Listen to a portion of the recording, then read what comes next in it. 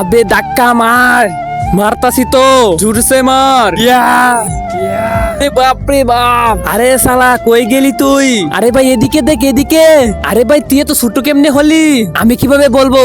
আরে আহ আহ আহ আরে মশা ছেড়ে দে আমার দোস্ত রে, কই নিয়ে যাস আমার দোস্ত রে?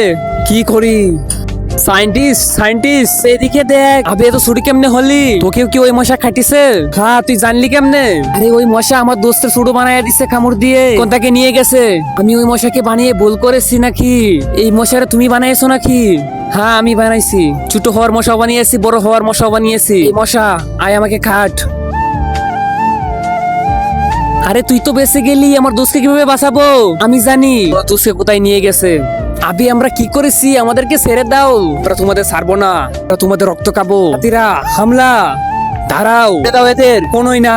তুই বড় কিভাবে হলি? এই যে তোকে ছোট করে দিছিলাম, কি মনে করেছিস যে তোকেই তৈরি করেছি? না, তোর মতো আরেকজনকে তৈরি করেছি। তুই কামড় দিলে মানুষ ছোট হয়ে যায়, আর ও কামড় দিলে বড় হয়ে যায়। না ওদের ছাড়বো না। তুই ওদের ছাড়বি না, তুই আমার কিছুই করতে পারবি না। সাথীরা অ্যাটাক।